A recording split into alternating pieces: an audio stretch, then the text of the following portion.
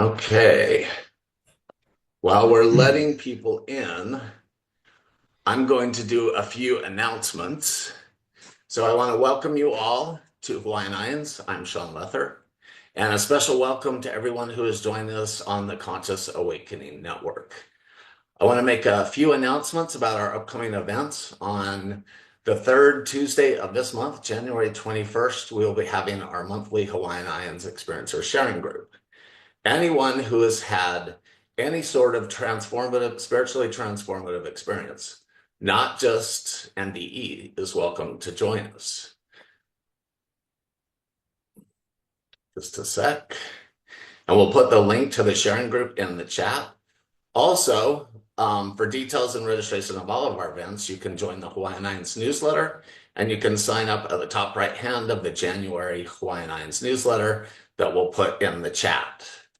This event will be recorded, and you can watch a replay on our Hawaiian Irons YouTube channel. Please, everyone, take a quick moment if you can and subscribe to our channel, which is at youtube.com/Hawaiian Irons. Lastly, I'd like to remind you that these events are a labor of love for us, and it's very important that we keep them free. Your generosity helps keep all of our events free and supports sharing the wisdom of NDEs and STEs with the world. So if you would please partner with us and donate whatever you feel comfortable and helps keep our events free. So we're going to do it a little bit different tonight. I'm in Los Angeles, been here for the holidays, and we're in the middle of a big fire here. So we're going to have tonight's guest. We're going to start out with a short little prayer, and then he will tell his story. So I would like to start out with welcoming tonight's guest, who at 29 years old, Jonathan Vanveen, experienced an NDE that illuminated what it was like to relinquish the body, understand the illusory nature of the usual dimensions, and become one with all. Jonathan's NDE resulted from a complication after surgery. His NDE extended for a couple of days, which allowed him the opportunity to revel in total freedom of the dissolution of self for an extended period. Tonight, Jonathan will share his NDE and many STEs with us. Jonathan is currently working on his first book, and he offers one-on-one transformation sessions in person and via Zoom. You can learn more about Jonathan at www.assistthespirit.com. Welcome, Jonathan. So glad you're here. Thank you so much, Sean. And as Sean just mentioned, in a thoroughly heart-centered sort of way, we agreed at the outset here that we would offer some goodwill to those who, as many of you probably don't know, the LA areas where Sean and David are located right now is overcome with wildfires. And there is a non-zero chance that someone either loses power or has to depart very quickly, depending on which way the literal, non-metaphoric winds blow. So, um, so before we even get into all the rest of it, which we will absolutely do, um, we thought it a lovely idea to just offer some collective goodwill. And so I want to invite everyone who's here together with us um, to join together for a moment of quietude, a moment of turning inward. And to me, this is something that is not only very natural, but I enjoy being asked to do this moment with you because it's something that also dovetails beautifully with the story I'm going to tell soon after. So I would invite all of you to join me, first of all, in a deep breath. And it's called the physiological sigh. There's some incredible science behind this. Comes out of the Huberman lab, among other places at Stanford University. And it's a way of immediately switching on your body's autonomic nervous system to reach a state of calm. And this is something you could do anytime ever. But if you happen to be in a situation where there was a wildfire approaching, it might be very useful. But if you were also just trying to sit down on a meditation cushion and be quiet for a moment, it can be incredibly useful there too. So it works like this, where you take a deep breath in, hold it for just a moment, and then top it off with another in breath and hold it for a moment. And then we let it out with a little bit of noise. It looks like this. We go like this.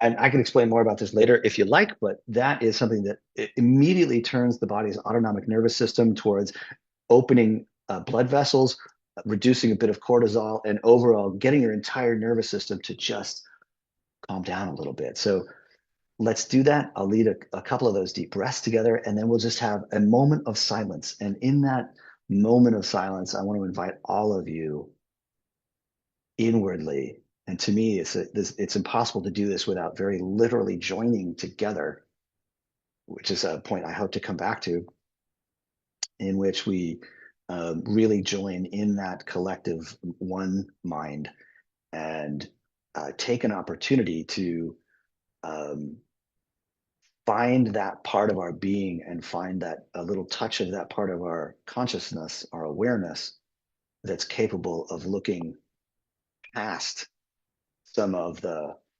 drama and trauma to a place within that is unmovable.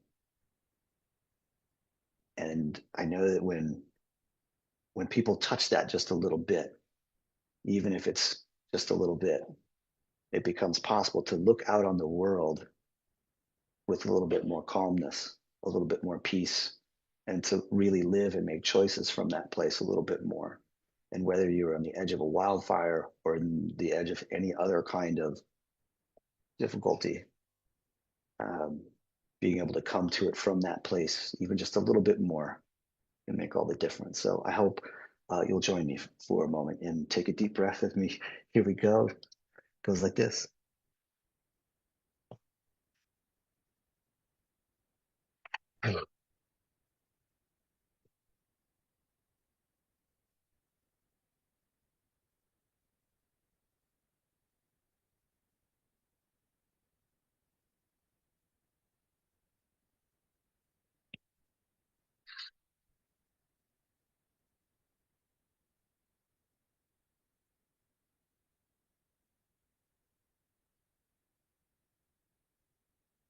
Just a moment of collective stillness. Feel free to close your eyes. You need not pay attention to any of the noises around you. They're just fine. And to find a touch of that quiet, still place within. Here we go.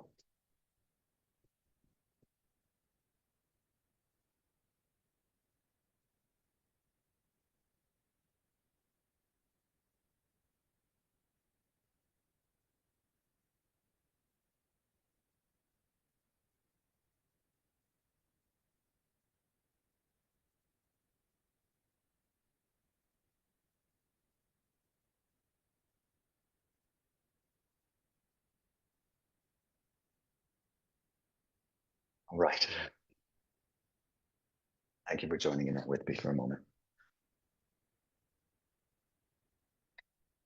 And may some of that stillness and some of that peace accrue to those experiencing a wildfire or to anyone else experiencing any other difficulty. And now we'll tell some stories. So, yeah. At 29 years old, I was diagnosed with sleep apnea. It was determined that there was needed to be a surgical solution to that, and I went through a medical procedure that's rarely done these days. There's a lot of reasons that it's rarely done. One of them is that it's a well known for being an exceptionally painful recovery, and that's something I was warned about and warned against. It didn't matter. It still ended up being what seemed like the natural solution in my case. And what this is not is some sort of operating table near death experience. So I went through the surgery. I was in the hospital for 4 days.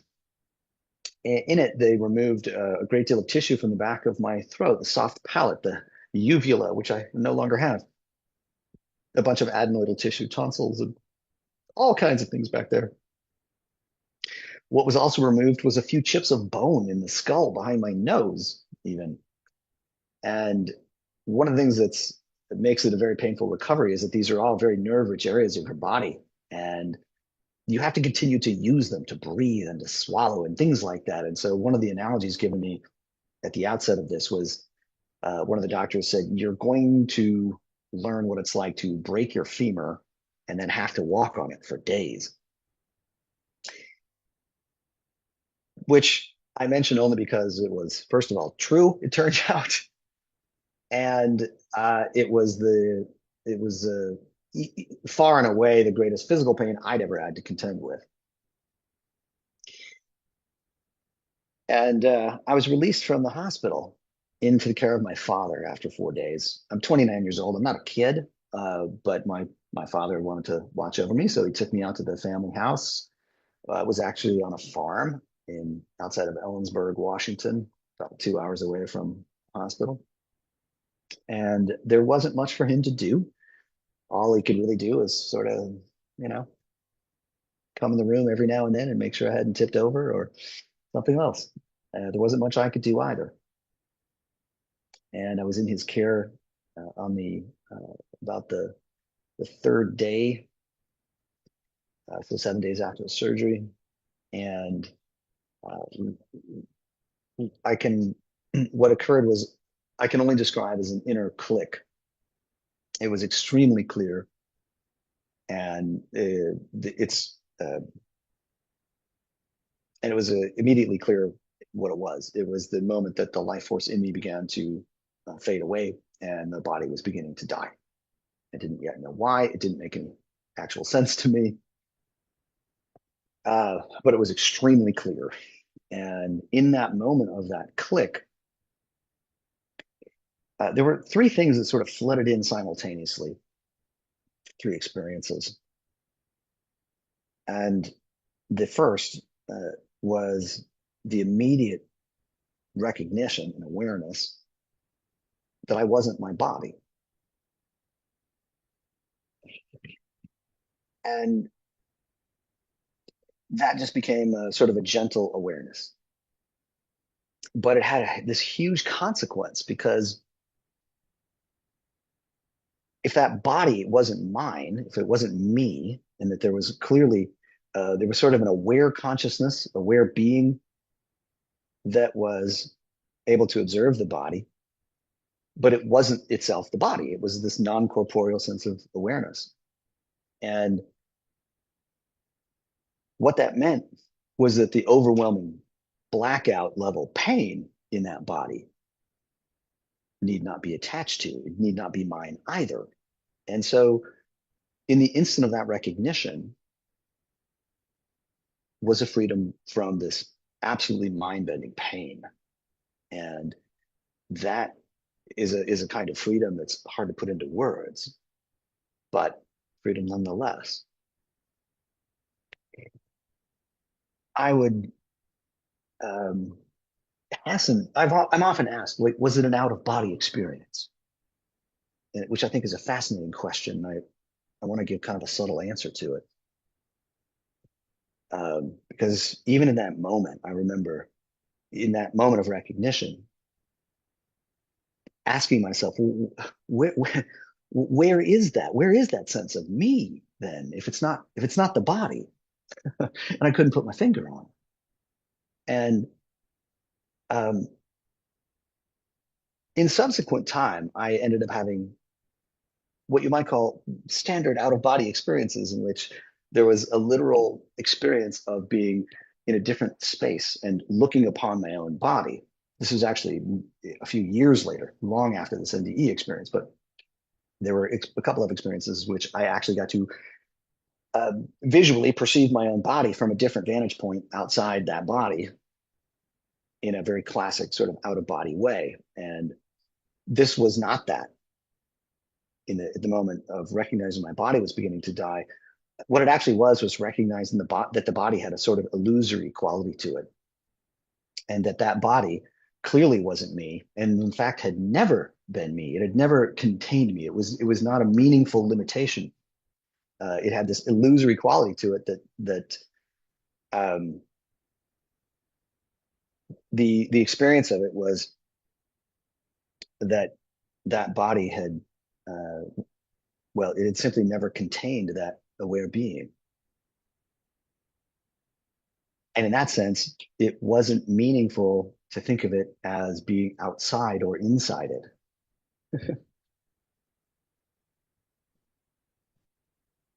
In any case, the second thing that flooded in that moment was an awareness that the life force in this body was draining away, and it was draining away relatively slowly. It was, at least in that moment, it appeared as though there would be probably a couple of days before it really went all the way. And what I found striking about it in that moment was that it didn't evoke any sense of panic. It didn't evoke any sense of that being a problem. The attitude that immediately arose was, oh, it looks like I'm going to have a little while, some time to revel in this, to get to experience it. And the freedom of being apart from the pain already, being free of the suffering of it was so great that my response to my body dying, beginning to die, was not, oh no, this is a problem. It was, oh my God, this is fascinating. And that body isn't really me, anyways. And so there's a way in which this aware consciousness, this aware being, this non corporeal sense of being,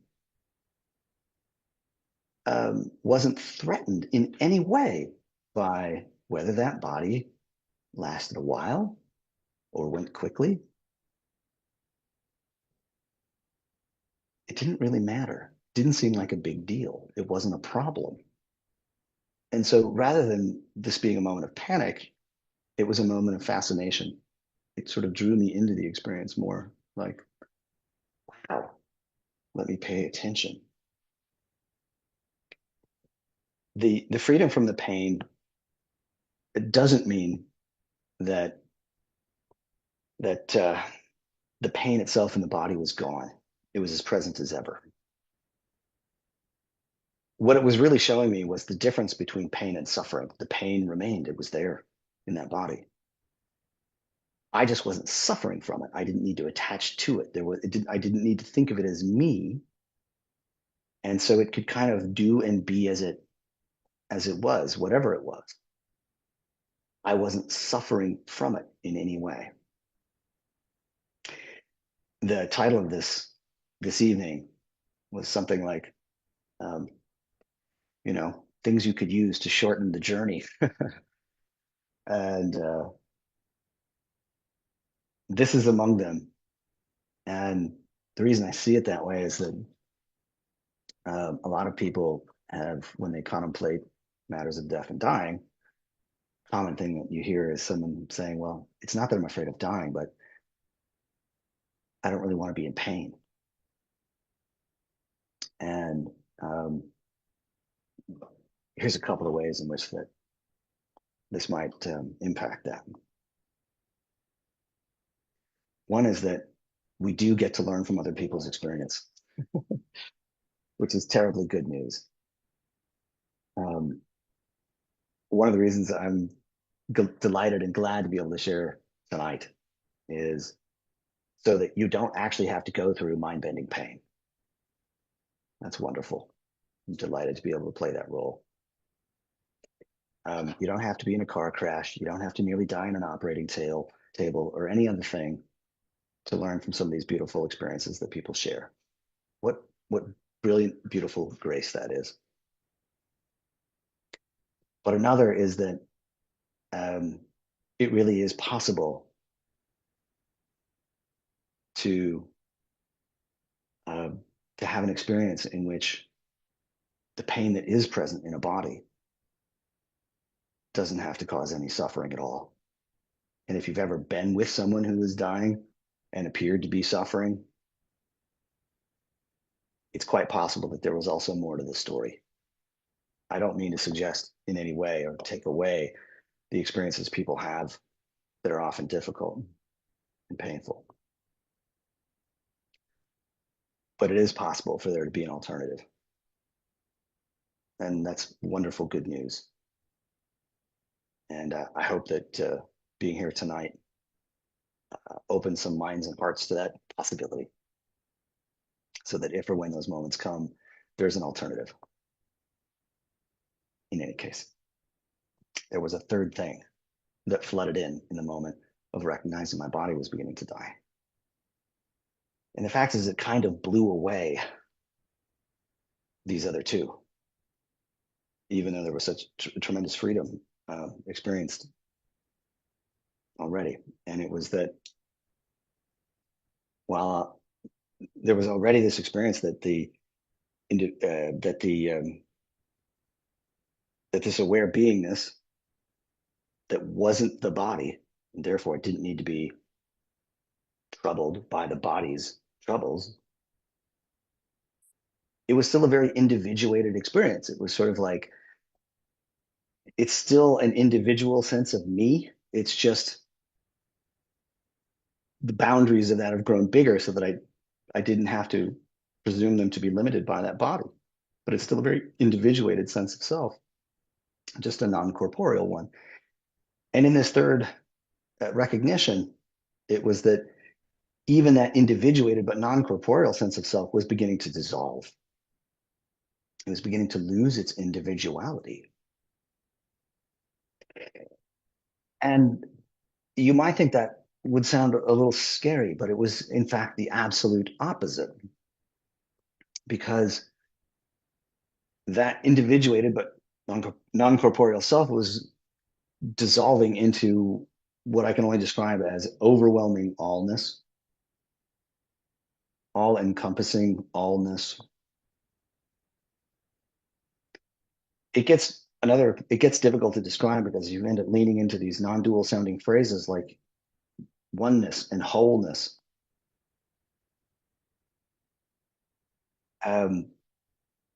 And the thing about it is that if something is utterly and completely whole or absolutely all-encompassingly all, then it's missing nothing, absolutely nothing.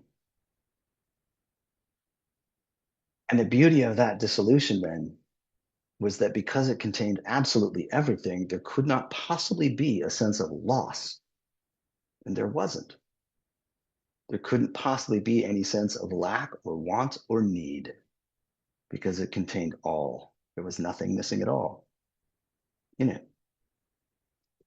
And if there's no possible sense of lack or want or need, there's essentially no possibility for there to be fear.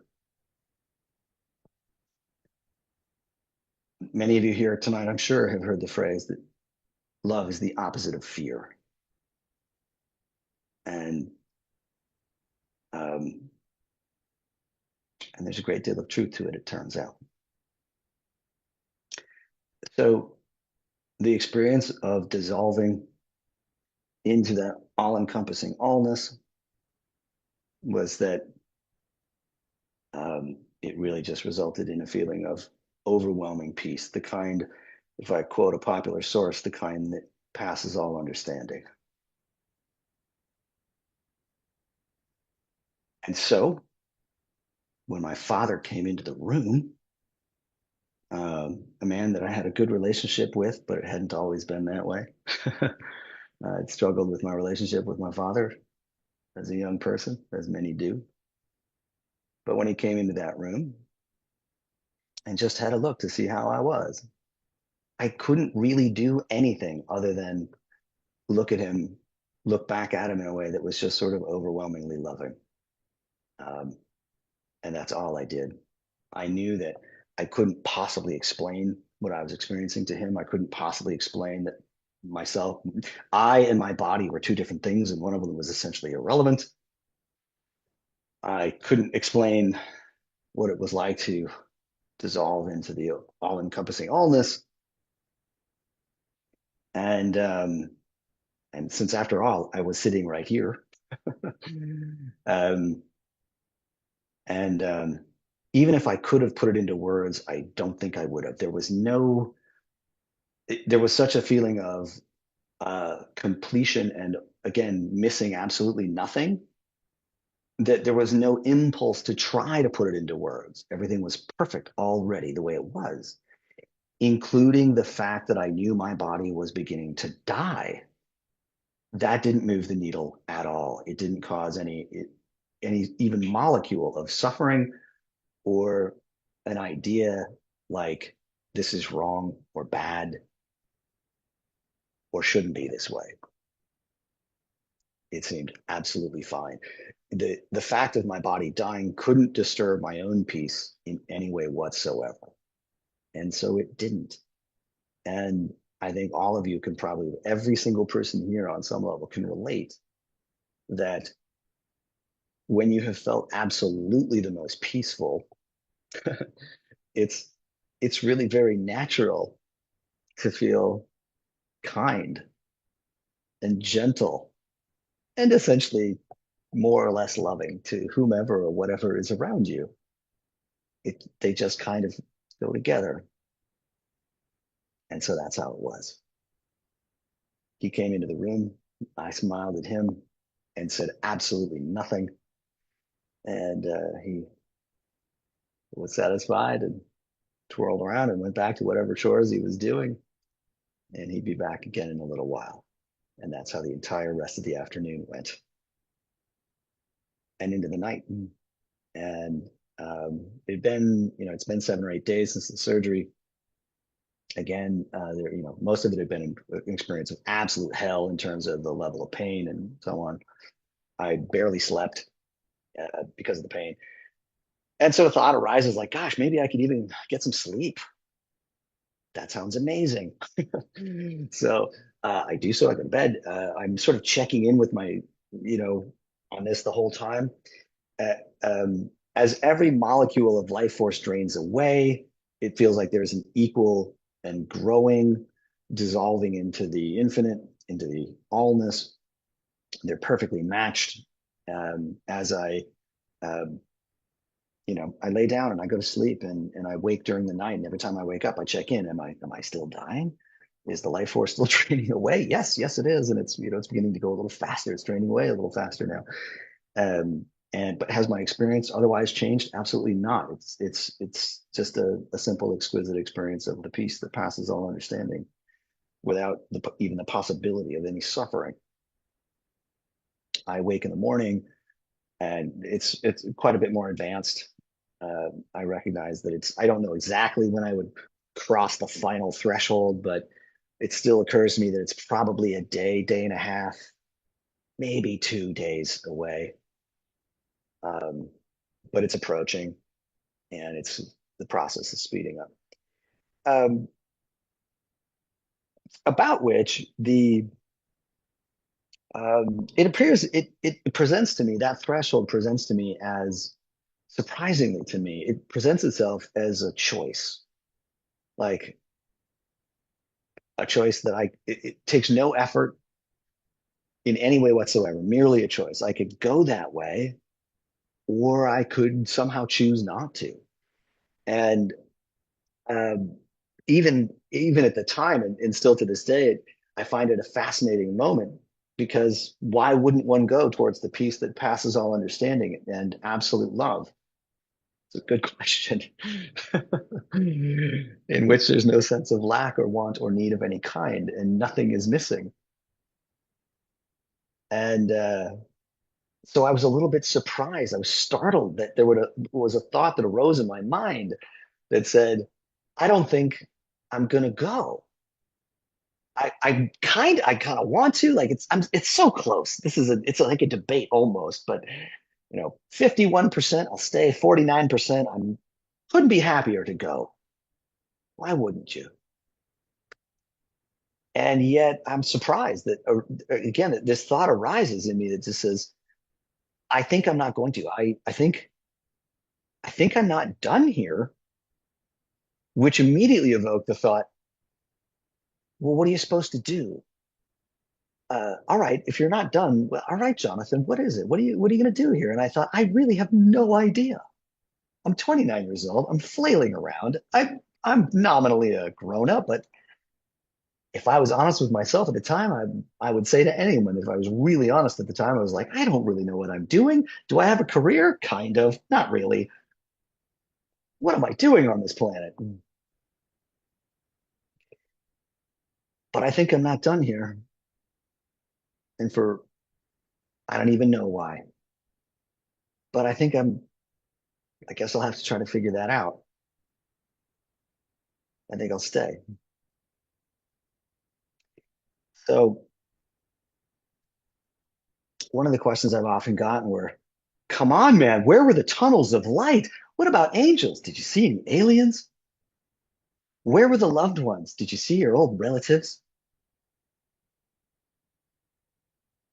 I have to say, in my case, that I absolutely did not. There was none of that in any way. And yet, I have to stress that in my experience, um, there was such an overwhelming and all-encompassing allness that there couldn't possibly be a sense that something was missing. It was sort of, if I had to bring it down to a sort of really, really, human level, I would have to say, well, it was like they were all there anyways, because how could they not be included in the allness? And there was a genuine and palpable sense that whether I'd had that direct experience of, literally meeting dead loved ones from the past, that again, there's no way they couldn't have been included. That there was no, I just knew they were all already there, whether I met them or not. And it was such a feeling of, uh, well, of allness that again, nothing could be missing, not even them, no matter how I conceived of it.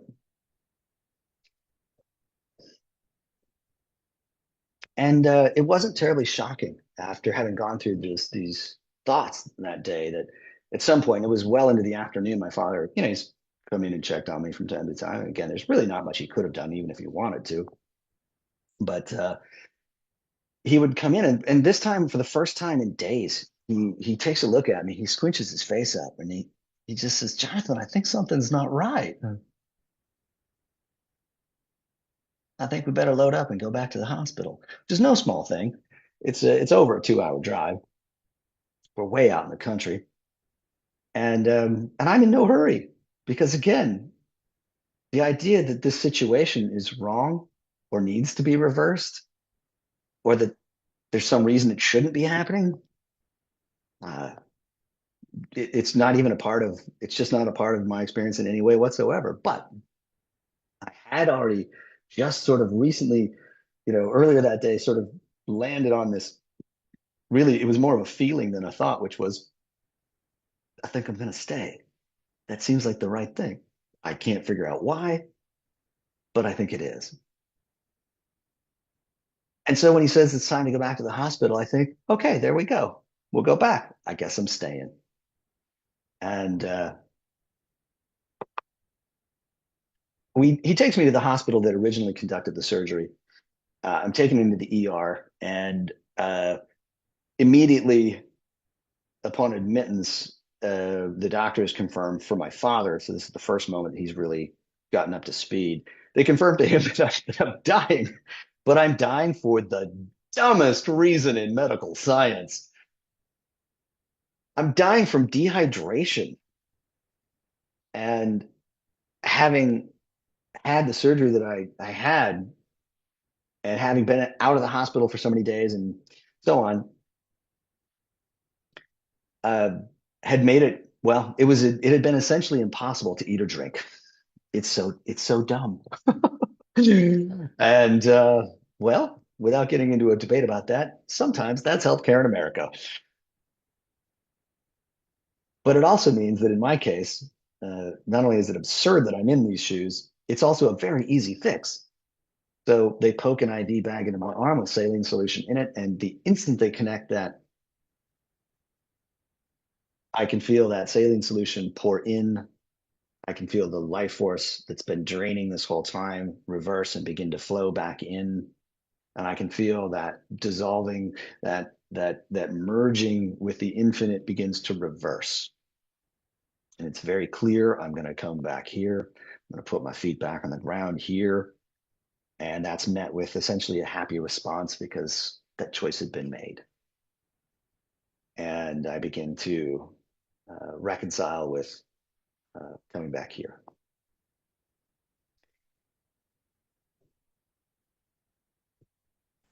As soon as the issue was solved and that it was just a matter of dehydration, again, that's a pretty simple fix. And I made the determination that regardless of how much it hurt, well, I would at least drink something. I'd already lost 12 pounds in a matter of days from total lack of eating, which wasn't a problem. But as anyone who's been around that sort of thing knows, it's, you can not eat for quite a while. But if you don't drink for 3 or 4 days, you're in huge trouble. It also means that when you begin hydrating again, that your recovery and your healing speeds up unbelievably quickly. I wish someone maybe had told me that earlier, because my recovery just jump started and the pain levels came way down. The healing just seemed to really accelerate. In any case, 3 weeks later, I've I've left the farmhouse. I've returned to my own place. I've returned to my job, and I also returned to a world in which I am utterly baffled about how to reconcile what I'd experienced with being late for work and chowing a breakfast burrito in my car as I drove through traffic and feeling like that job was really important, that this body was really important. And yet I felt as though I knew what I knew and I'd seen what I'd seen and experienced what I'd experienced. And I knew there was more to the story. And so my response to this, my response to not being able to reconcile those things was first of all to bury it. So I simply never spoke about it, even though people asked me, "Oh, how'd it go? How'd it go at the surgery?" And you know, I would fail to mention the merging into the infinite part. But it stuck with me. What it really did was turn me into a spiritual seeker, and that's in part not only because of the experience that I've just described to you, but there were elements of that experience that I'd actually encountered before when I was a child, when I was a teenager. We don't have time to go into all the stories today, but there were a few touch points there that had sort of been expanded on and deepened in this dramatically. So this NDE was in fact a pivotal experience in my journey. But I can tell you unequivocally, it was not the most pivotal, actually not even close. It was a very powerful sign that turned me dramatically in a direction that I may not have turned without it. But what ensued over the next really decade or so, a little over a decade, was a desire to reconcile what I'd experienced.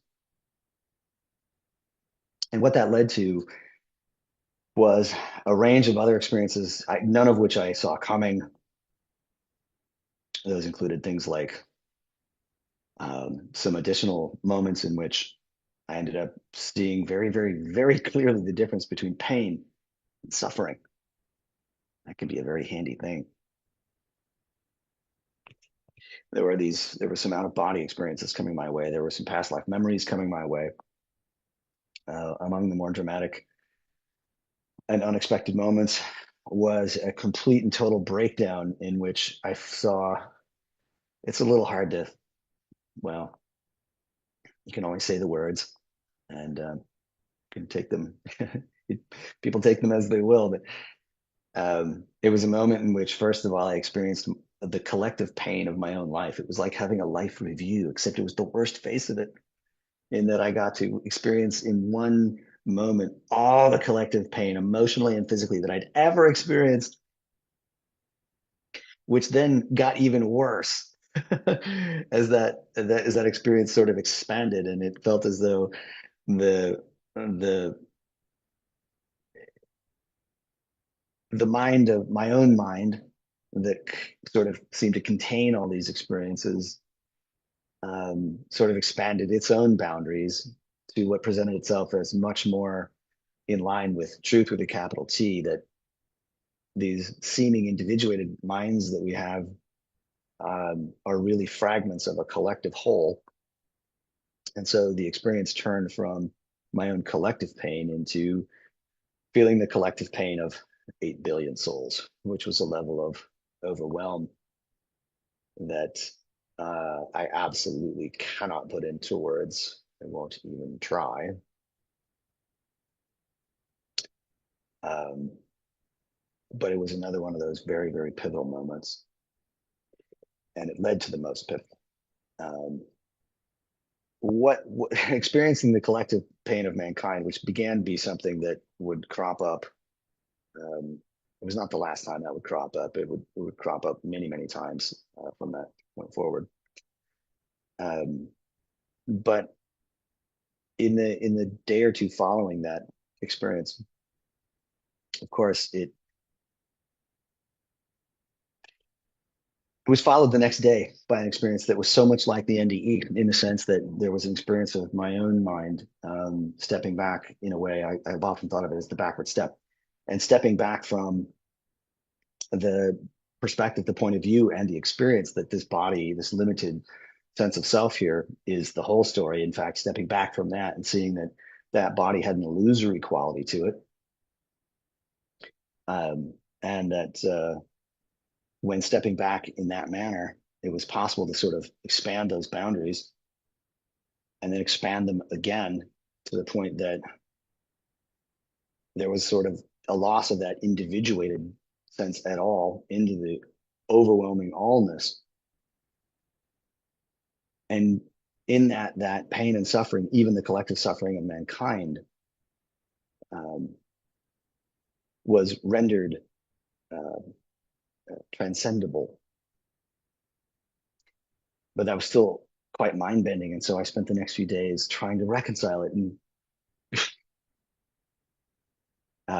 I also was trying to go to work in the end and deal with ordinary things, and looking at what was at the time my business partner and thinking, I don't know how to experience the collective pain of mankind and still worry about whether or not we have stamps. And it led to questioning, like, how do I connect the dots on these things? And the answer that was presented internally um, was three simple words. How do you transcend suffering? And the three simple words were: give up judgment. There's a lot to unpack there. And I would say I spent the next many years unpacking that statement. Um, but I also spent the next many years sort of wavering in and out from this experience of seeing what it was like to look inwardly and find that that individuated sense of self wasn't as solid as I thought. And by looking over and over and over and over and over, um, eventually came again through sort of a series of experiences that in which that it would sort of swing in and out. My sense of being an individuated sense of self, um, which seems very normal and very ordinary. It's very reasonable. It still is, for the record.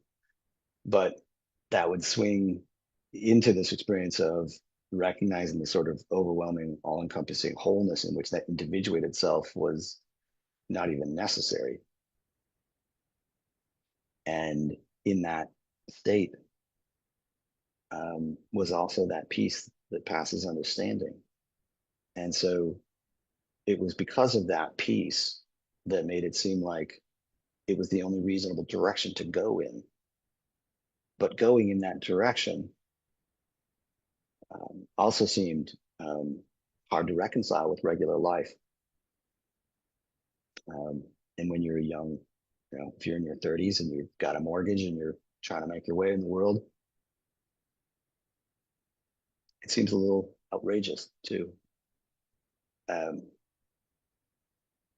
Eventually, that search ramped up in a way that was so ferocious that I did that thing that sometimes you hear about in spiritual stories, and it began to be the only thing I could focus on at all. I couldn't pay attention to anything else. And so, right before my 40th birthday, I I sold my half of the biz to my business partner. I sold my car. I said goodbye to the lovely woman I'd been with for some time. I gave the keys to my home to someone I barely knew, and I disappeared for months. And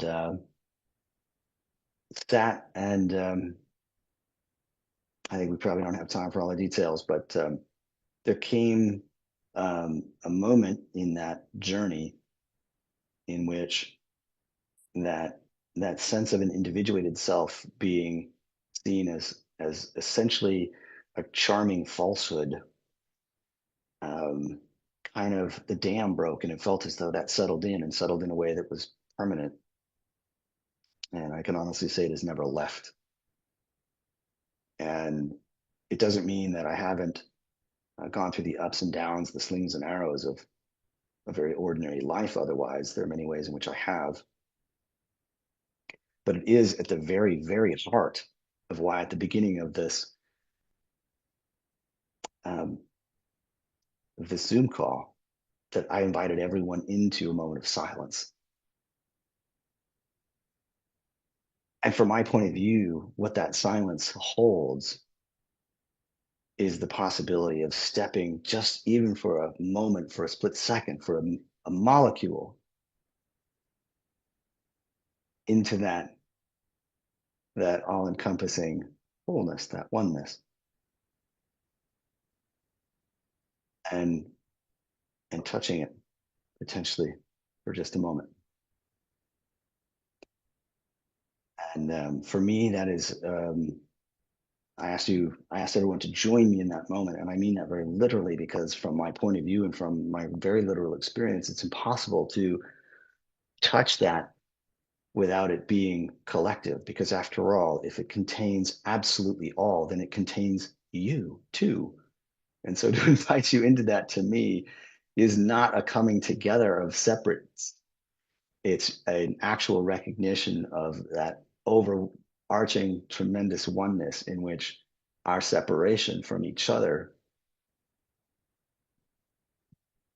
seems rendered utterly fictional. And so it's impossible for it not to seem like a collective experience, a joining experience.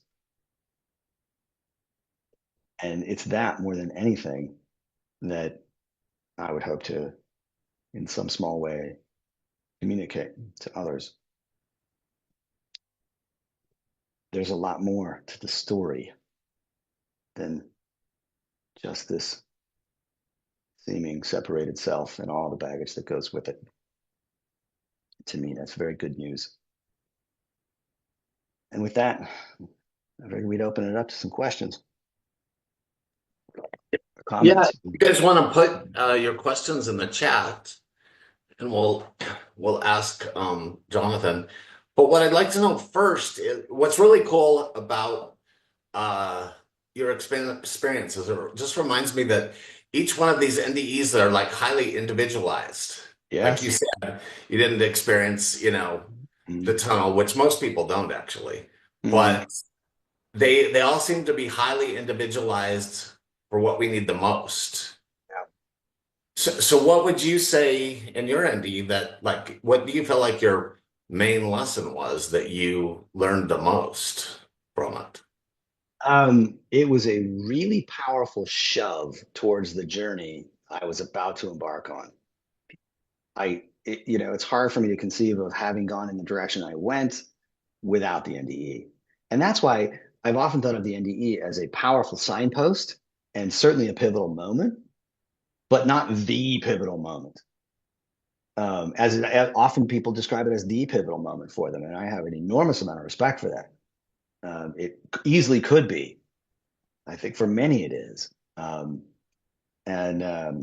But for me, it was something that shoved me in this direction, forced me to reconcile with what had come through in that experience, and that took years for the record. I mean, I spent a little over the next decade before going through another. To me, there's so many words we could use, and all of them kind of fail to some extent. But if we want to call them awakening experiences or enlightenment experiences or just a shift, we could just call it a shift in perspective and leave it at that. Frankly, if we don't need to attach too much baggage to it. And the Yeah, maybe I'll just leave it at that for the moment. um, I can't. I'll add one more thing, Sean. It's be it, Touching that experience of that overarching wholeness is um, it has such a it has such a cascading effect through absolutely every aspect of this life for sure. Um, I I I I look at and see and experience and move through the world in a way that is absolutely qualitatively different. It took over a decade for that to sort of settle in after this NDE, but it's the shift into that dramatically qualitatively different way of being in the world that has been the um, it's been the result. And it's still something that even through that shift, one of its effects was a utter and total disinclination to talk about it. Um, and it didn't mean that I felt that I didn't want to share it. It was just that the idea of sharing it from an egoic perspective, like, hey, I got a story I have to tell you. It's really important, just sounded absurd to me because I've just spent an entire hour explaining how really a sense of an individuated sense of self dissolved and wasn't that important in the whole thing. And that was true. And so, like, to do so from that sort of egoic perspective just didn't make any sense. It still doesn't. And so when I went through that subsequent shift, one of the oddest things about it was that I nearly stopped speaking entirely for over a year. And that is a weird way to be a grown up in this world, which is actually why I eventually just left again. Actually, I took a backpack and I wandered the globe for almost 2 years. And for the first year and year and a half of it, I barely spoke a word. And if any of this was shared in any way, it was shared in ways that were utterly without words. And that's one of my favorite ways. It's also why I am so delighted to have shared a moment of pure silence with everyone here tonight. Yeah, that's beautiful. Yeah, that you said that was really wonderful. It took me a year or two to realize, the ND is just the beginning for many of us. Like, Yeah. we think, wow, this is amazing. It's the end. But at some point, I realized, no, that was just the beginning of the journey. We just had a Yeah. glimmer of awakening. Yes. Yeah. I Yeah. agree with you, man. And I'm thanks for saying that. Like one of the things that I didn't actually know that the NDE as a community even existed until about 2 years ago when I finally wrote an article that had to do with this. And I literally had no idea that there was this worldwide appetite for such things. And I was perfectly happy not saying a word. Um, but the Uh, oh, I just lost my train of thought. Oh no, got caught boarding at the station. Um, the I could just, if I may have just a second. Um, mm, Sometimes a bit of sleep deprivation will do that to me. But yeah, um, It'll come back to you, no worries. it will. That's It just did actually. oh good. We don't need to all have the same experience. Um, and these NDEs that we tell, sometimes people look upon this as outrageous and extraordinary and unusual and that sort of thing. And like I've had people say, "Gosh, I wish I had one of those experiences." And I want to say, "Are you sure?" So you want Definitely to go ask through the for it. what about the car crash part or the dying on a surgical table or being in a coma or are you sure you want to do that? Um, and the fact is that we all need a different set of experiences. Mine is not a model for anyone other than me at all, but there is a commonality, I would say all of us share it. So I mean, absolutely at the heart of my own experience was something that showed in a form that was very particular to me, how, and I can't say it without it sounding almost like a cliche, but it came down to something that was so overwhelmingly loving and peaceful. Um, and that is something that can be shared and experienced by every single one of us on the planet. And let's be clear, every single person watching the screen tonight and every other of the 8 billion of us on this planet right now, there's no one among us, even the most wretched, who hasn't touched, at least in some small way, something that was loving at some point, whether it came to them or flowed from them. Every single person among us. This is one of the ways in which we are more alike than we are different. Every single person among us has experienced some touch of that lovingness in some way. And in that fashion, they too have experienced what is absolutely miraculous. In some way, they've touched what is absolutely at the heart of the experience I've tried to describe. And in that way, it's one of those ways in which to me it all collapses back into something that's just one thing. And Yeah. yes, the outward expression of it, the outward forms of it may shift, they may change, they may be different for you and for me. But if that remains somehow at their core, and I don't see how it could be otherwise, then well, here we are. You need not have my experience. Have your own. That's what's far more important. And love will lead you to it. Yeah, and that's really important because what's ironically in one of my Facebook groups, we have some guys saying that because everybody's saying these different experiences, therefore near-death experiences aren't real. And and so some people don't understand that they're highly individualized. But Yeah. once you get to that place of unconditional absolute love and Mhm. oneness, that's where they all intersect. Yeah. I happen to agree with you on that point, Sean. I will. I hope it's okay to put it this way. I'll go to my grave with that one. And yeah, there's people out there that have had really difficult experiences. I'm not discounting that at all. There are people that have experienced death and dying in ways that don't quite track with what I've said. Again, their Right. experience has Yeah. not been the same.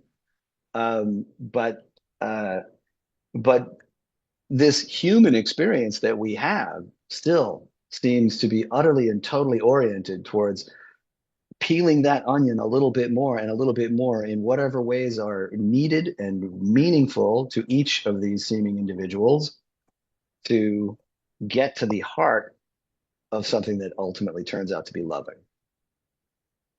Yeah, So, and not everyone needs an NDE. I no, think sometimes absolutely us not. NDers were just, at least me, Yeah, I'm a little more yeah. stubborn. So Yeah, yeah. Yeah, I totally agree. One of the things that I've enjoyed being connected to all the folks out there are that so many of them have had so many fascinating experiences, including all these things that also sometimes get a little over evaluated, let's say, in terms of now I've got a healing ability and now I've got intuitive abilities and things like that. And I ended up experiencing those things as well.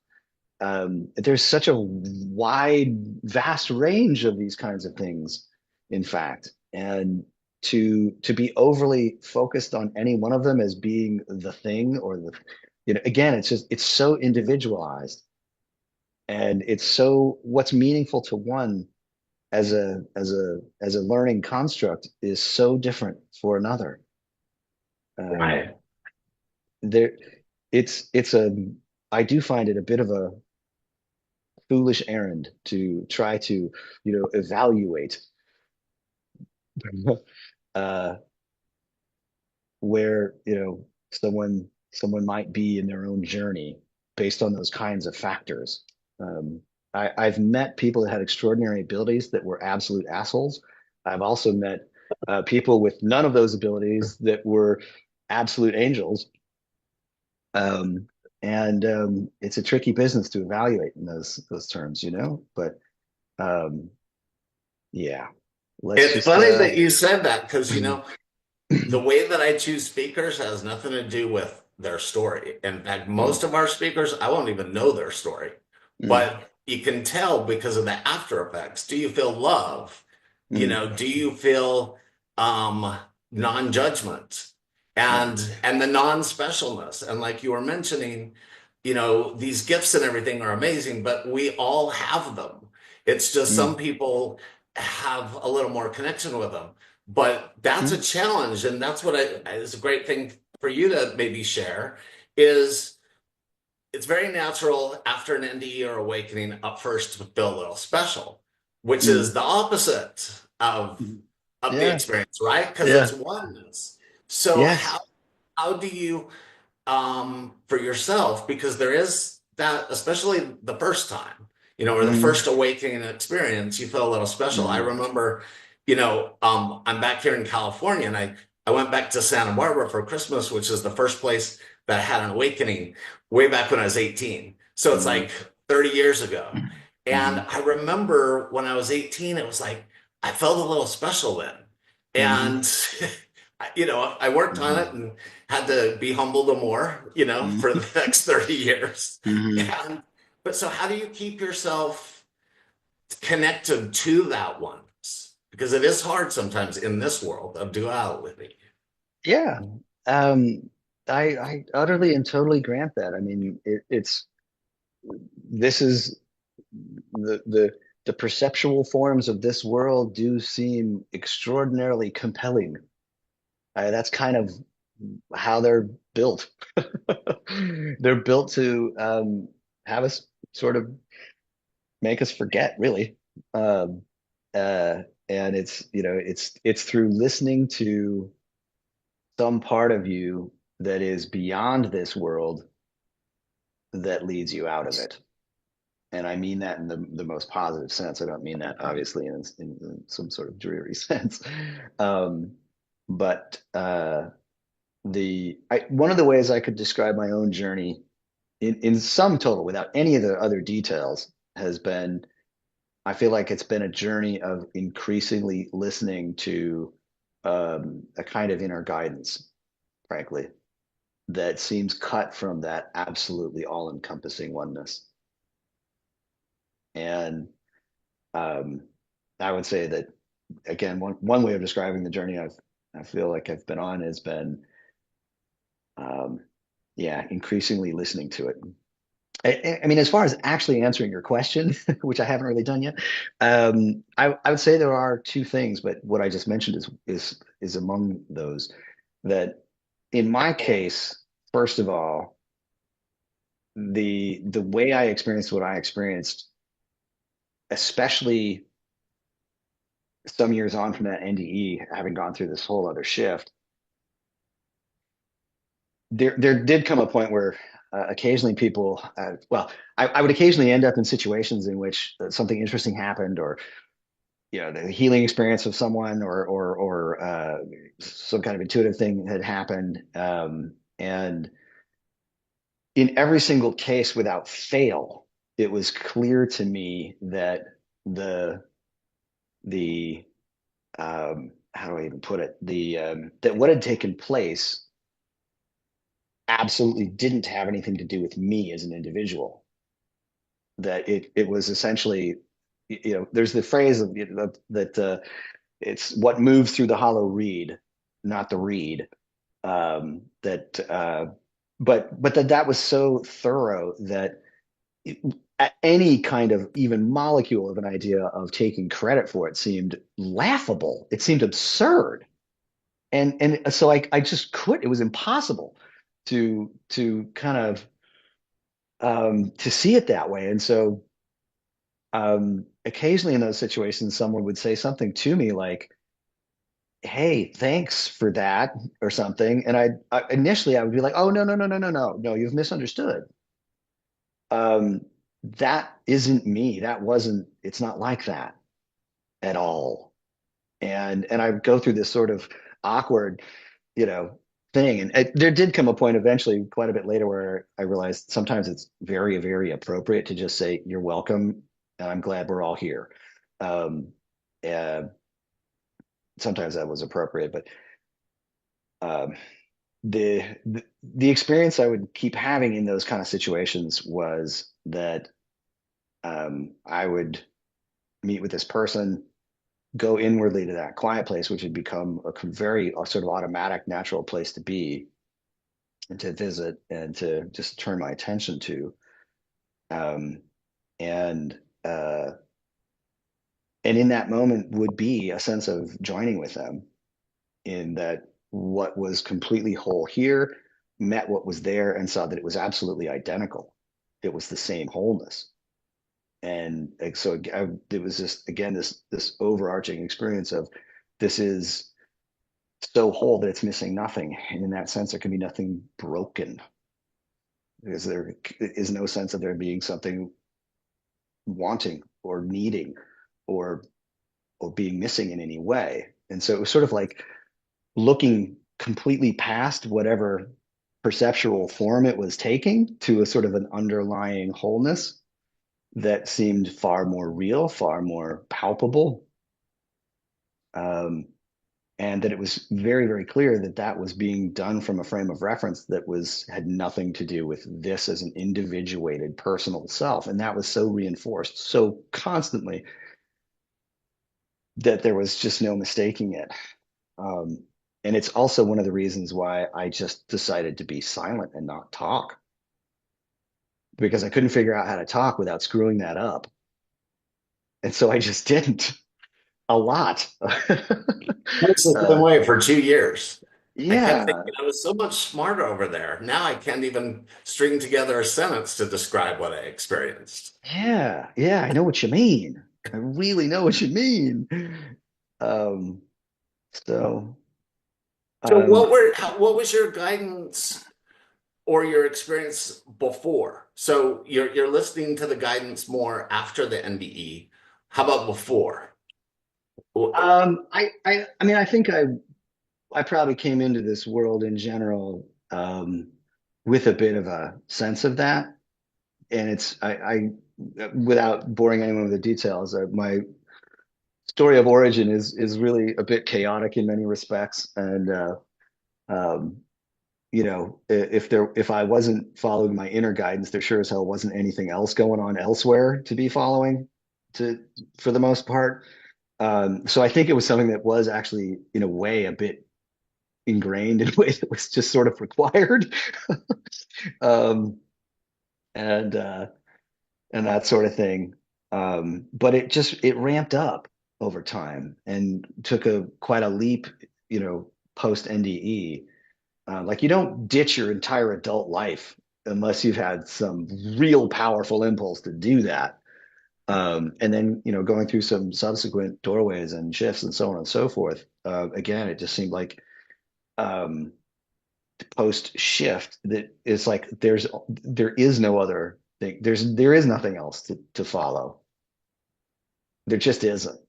Like it sounds absurd to be listening to any other, so anything else. I don't want to paint too much of a black and white picture of that because, there's still ways in which, my basic humanity still informs the picture. Right. um, but I still come at the world in general from a place that really did take a an utterly, completely qualitative shift. And one of the ways I could describe that shift was that operating in the world primarily through that sense of guidance as the number one beacon just became even more so to a very it's kind of we wouldn't be here today if it weren't so. Right. How long did it take for your marriage? Was that 10 years or right Um, away? How was well, that? I wasn't actually married, but I'd been with this lovely woman for 3 years, and when it's a long story, but uh, that that was someone that I absolutely love and adore to this day, and has been in and out of my life. And in fact, in a couple of weeks, I'm going to be taking her to an airport so that she can move to France on a different continent. And so there have been ways in which our lives have been deeply intertwined and also going like this. And it's one of those, I mean, that's really, honestly, it's actually quite a towering example of, um, for me anyways, of following what that guidance seems to say more than some of the other um, more um, well, typical sources might tell me. Um, we parted for many years actually, and came back together some years later, and um, yeah, remains one of my favorite people that I love and adore. Yeah.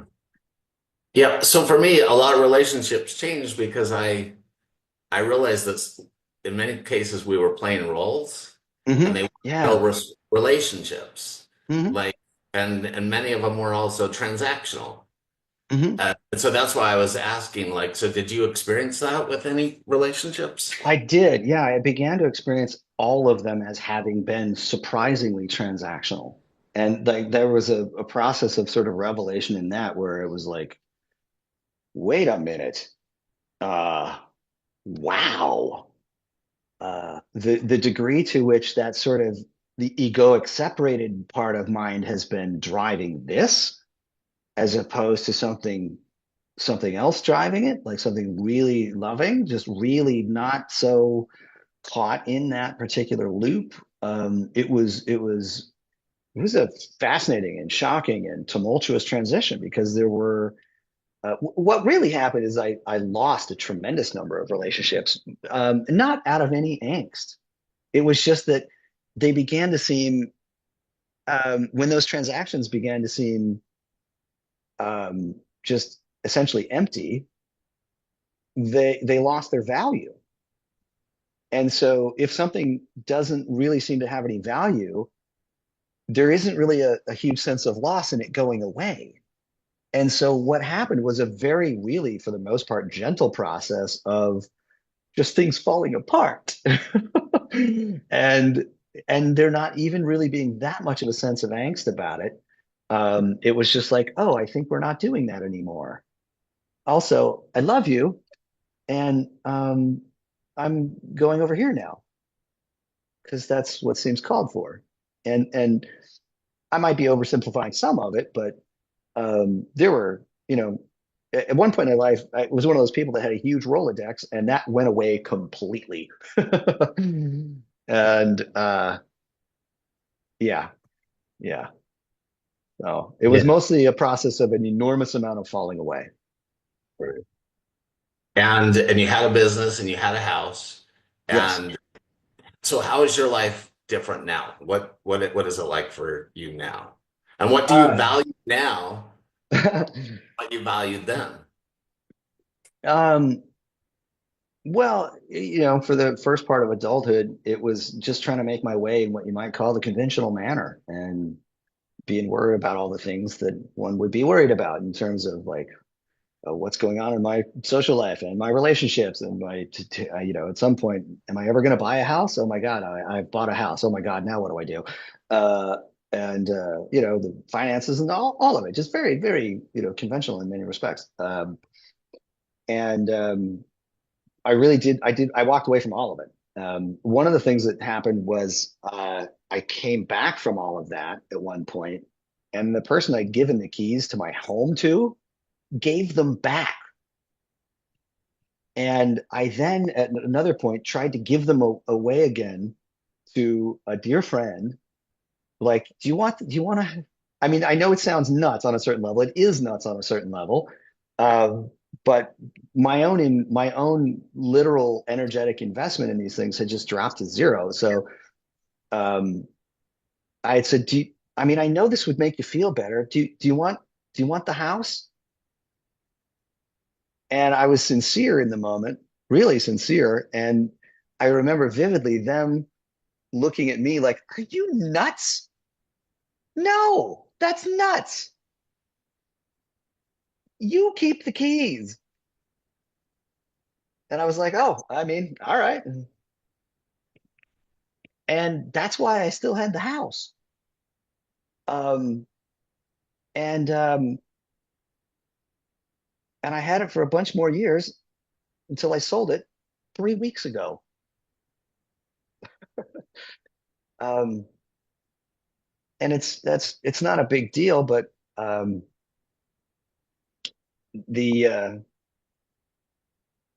what does life look like right now? The last bunch of years has been um, sort of an increasing act of opting to come more and more out of that silence, frankly, and um, and I've done so sort of grudgingly, to be perfectly honest. Like I'd actually gotten quite comfortable in it, quite comfortable.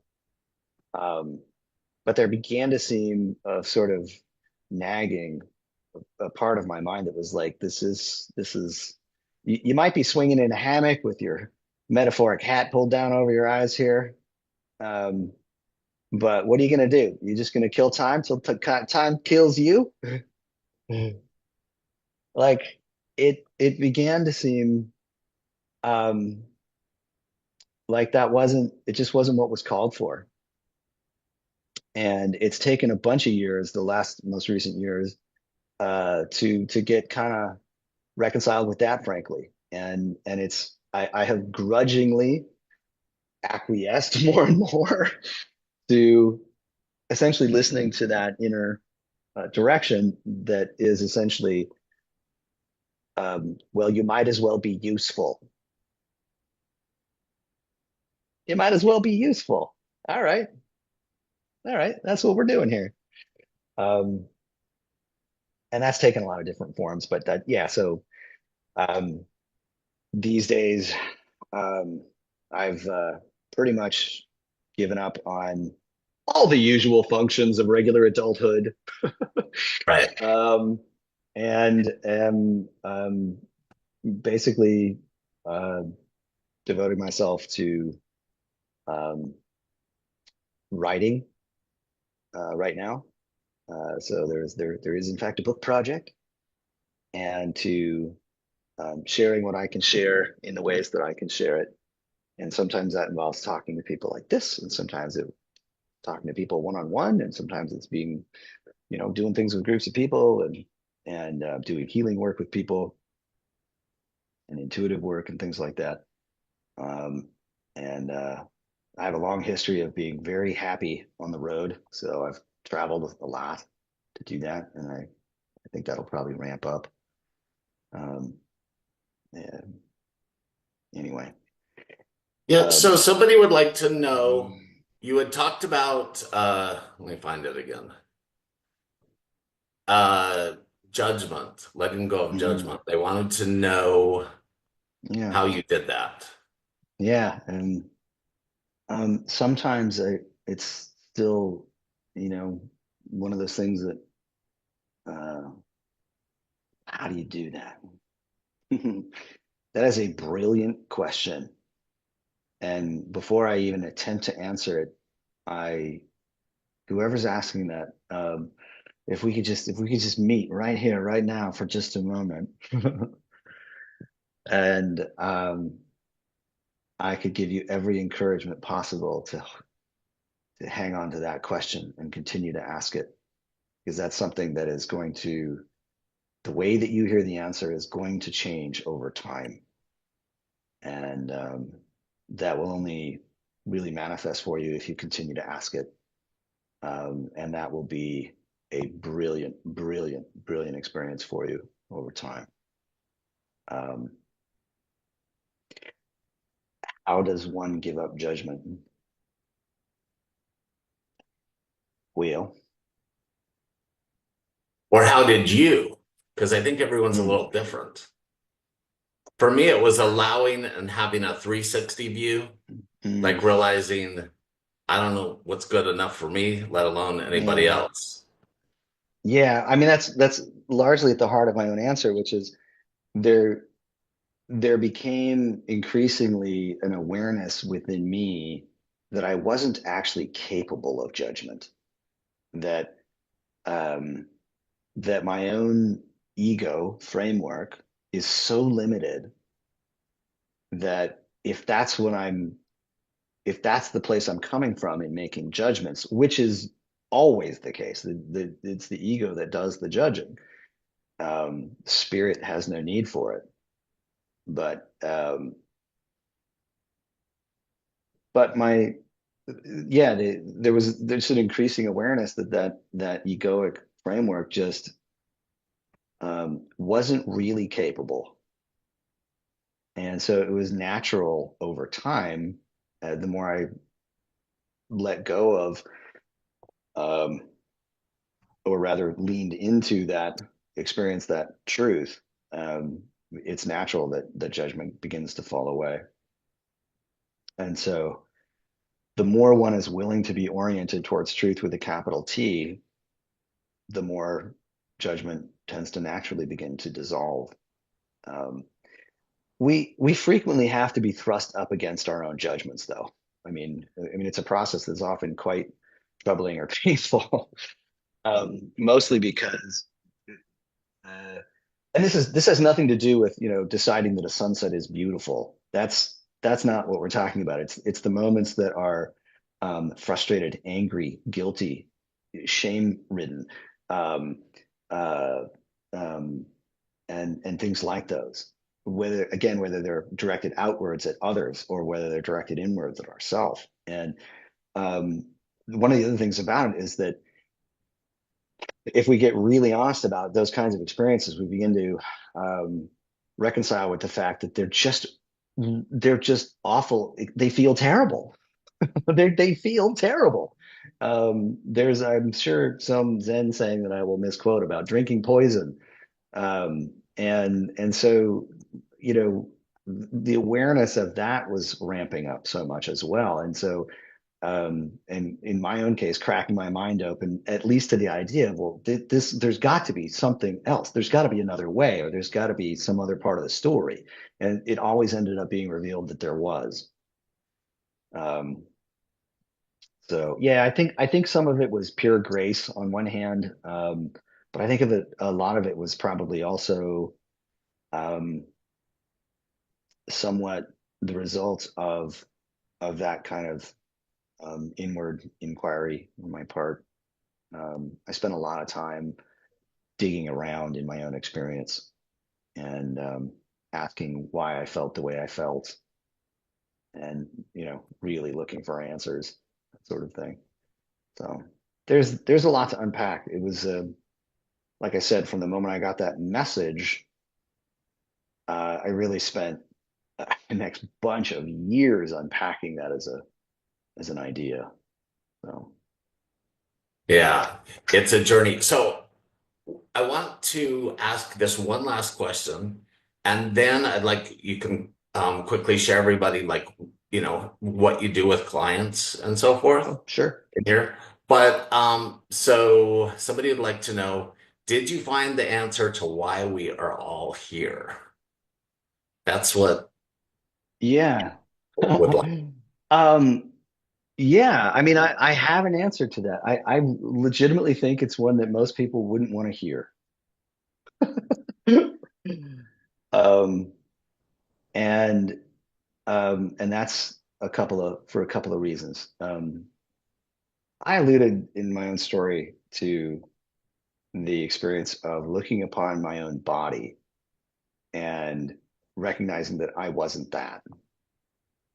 And it wasn't like I was like, but the body's over there and I'm over here and I'm according like equal levels of reality. Like it's a real body. It's just that it's over there and I'm over here and I'm having an out of body experience. It was not that. It was that I was looking out of the usual eyeballs down at the usual flesh and recognizing that it had this illusory quality to it. And as an illusion, if something is an illusion, it doesn't have real reality. It's a figment. It's literally nothingness appearing as something, but still fundamentally nothing. I swear to God, this answer is going somewhere. And but that's why it was so clear that if it was fundamentally nothing, it could never have contained me in the first place. How could something that doesn't even have reality do that? It can't. It doesn't. The unspoken part of that is that if the body was seen as an illusion, it was clear that everything else in this perceptual dimension was really of the same quality. And it's why nothing that happened here in this dimension of, time and space could disturb the peace. Even the pain in that body, mind bending, blackout level pain, could not disturb that peace, nor could the death of that body disturb that peace. And so it what it actually did was render this entire dimension as having an illusory quality. And so part of the upside down, crazy sounding answer is, well, we're not really here because here isn't really a real place. Why would it even appear, though, to be here? Why would we be having these experiences at all? And to me, the way it makes sense is because that's the outgrowth of that separated framework of mind. If we didn't think we were here, we couldn't believe in the separation.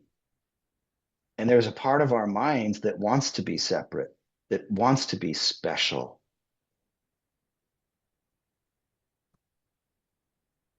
And so we have to be separate to have that specialness. And we believe that's where the value is. And it's a simple mistake. It's an error in perception and an error in judgment. And the the flip side of it is that overarching oneness in which that individuatedness is not even there, but it's so completely enveloped in that loving presence that um, there's no sense of loss in that individuatedness at all. In fact, it can even include the individuatedness. It can look upon the individuatedness and say, well, that's fine. You can do that for a moment if you like, but it's not really the real truth. And when you're ready to set that aside,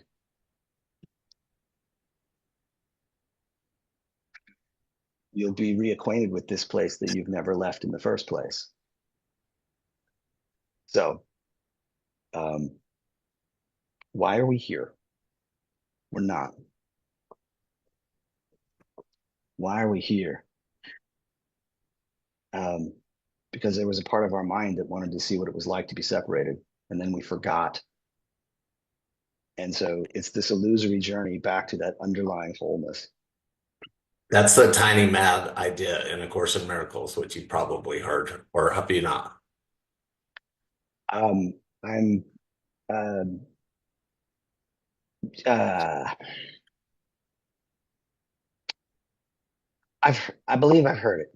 Yeah. This is one of my favorite things. Is so I've been studying A Course in Miracles my whole life, You but it wasn't have. until my last NDE that I got it. And what's Mm, really cool is Gila Barak in Israel, who's never even heard of it, mm, her NDE is the same. mm, You literally, if you were to look at A Course in Miracles, mm, you just almost quoted some of that stuff. And I just love that because that's the way that I connect, and many of us connect to the real world while mm, we're here. It helps mm. me kind of keep it sane. So that it's very cool what you just said. And certainly something that resonates with me, and I know a lot of people here. Um, I appreciate that. Mm. yeah, yeah. Awesome. And I'll send you if you want, everybody's loving your answers and enjoying your honesty and openness. So before we wrap up, I would like you to just share, um, that you do one-on-ones and group things Oh, and yeah, yeah. sure. I try to reach back to literally anyone who reaches out to me. I have an almost perfect track record in that. Um, but yeah, anyone's welcome to find me or write me or be in touch. The easiest way is, guess what? There's a website. It's mine. It's at the letter. It's assistthespirit.com, and you can write me an email there. You can sign up for if you want to meet one on one. There's an opportunity for it. There's videos and articles and stuff and resources like that I've put together. Um, there's a YouTube channel. I'm not hard to find. If you plug my name into anything, you'll find things. um, And there's a link on your website to it, right? yes, there sure is. I'm sure there is. um, yeah, and I do. I don't think we have anything better to be doing with our time than things like this. So, um, I 100% agree. And yeah. So and yeah, I welcome people reaching out, and if you want to do this in person sometime somewhere, tell well, me. yeah, you need to come to Hawaii. That was for That's everyone, that was our original plan. yeah, But an he awesome idea. he's in Seattle and I'm in LA, so Yeah. next time. I'll be leaving Seattle soon. And I really sincerely do not have, at this moment, I don't actually have a permanent address. Okay. Well, come to Hawaii. Um, Spend some time. well, that's a possibility. Actually, I have the sort of kind of invitation already for Kauai. Um, and that may happen briefly. I may anyway. Yeah, reach Yeah, we out, have members please. from Hawaii that was there tonight, actually. One of the Oh, good. questions we asked. Yeah. Yeah. So I yeah, you've sometimes got I family hold all around. I do, and sometimes I just hold like free Zoom gatherings too for people who want to come and share a little bit of silence, a little bit of presence, a little bit of healing. I usually try to do it once a month. If you just want to come check it out, anyone's welcome. Look it up on the website, and there's other options too. So Yeah, and also if you when we put up the replay of this, it'll have all of Jonathan's information as well and a link on the YouTube so you can cool. yeah. So and thank you so much and thank you for the amazing messages and if everyone can keep the people in the fires and Yes. LA in your prayers. It's kind of scary here, but it's all going to be good. Amen. So, yeah. So I want to thank you all, love you all, and we will see you on January 21st to the sharing group. Yeah. Yeah. And if anyone wants to, I actually have a Zoom group. It actually is tomorrow morning. It's a little early though. It's at 6 a.m. Not usually, but it is tomorrow. Come and join me if you want. Well, do you want to stick a link real quick in the chat? Or do they just find it on the Um, website? it's on the Under website. events on the website. Yeah, Okay. yeah. Assistthespirit.com. Yeah. Okay. Come have a visit if you like. So anyway. Thank you so much. And you all have a wonderful evening, and we'll see you soon. Aloha. Amen. Aloha and namaste to all.